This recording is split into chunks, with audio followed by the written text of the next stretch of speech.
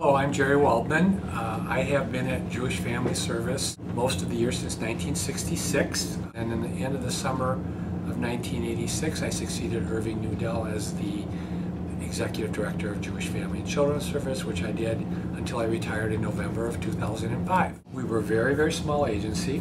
There were 5 professionals in the family service. They were all therapists, and there was an exec. There was 3 people in the vocational, 2 people who were vocational. There was a director of the vocational services and a staff member, and then we had a sheltered employment workshop for people with disabilities. There was 1 person there, so we had 5. We had 8 professionals and 3 office staff. We had 11 people, so a staff of 11.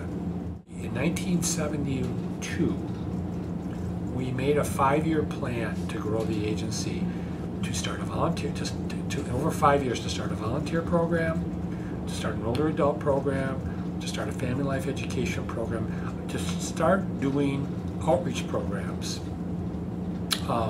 in the community.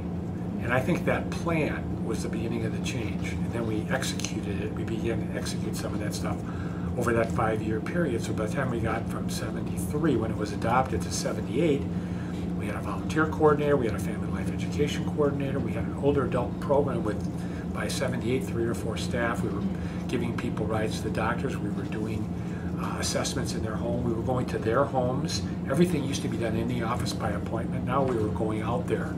We were working with, we needed to work with the synagogues to identify people who needed services.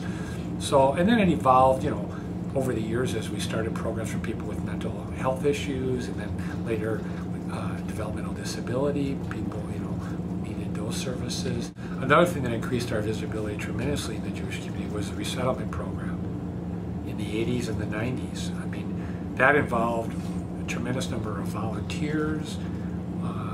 People became much more familiar with JFCS because in those days, there was a very strong community support for getting people who were being persecuted in the Soviet Union out of there and over here. And so we had volunteer dentists and doctors, we had host families, we had people driving people, setting up houses for people who were coming. So that got us way out there in the community. And a lot of the people who signed up to do some of that stuff as volunteers later became board members and volunteers for other things. So it was kind of a, it was a step-by-step deal, but those are some of the circumstances. But part of our history, maybe not the whole 100 years, but most of it, is also working in the general community as well. Serving people who aren't Jewish, various, not all, some of our programs, of course, are like Big Brother, Big Sister is a Jewish program.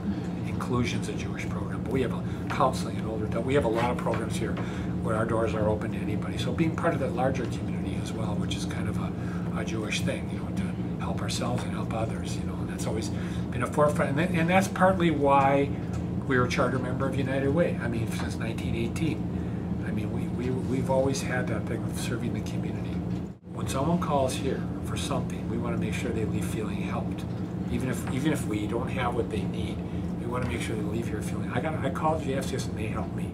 We've strengthened people, and we've done it in many ways with a Jewish frame of reference and Jewish values, and that strengthens the community. I mean, every time we help somebody get a job, or get out of debt, or get off of drugs, or get marital help, or adopt, or whatever, each one of those, and you take that times thousands and thousands and thousands and thousands of helping experiences.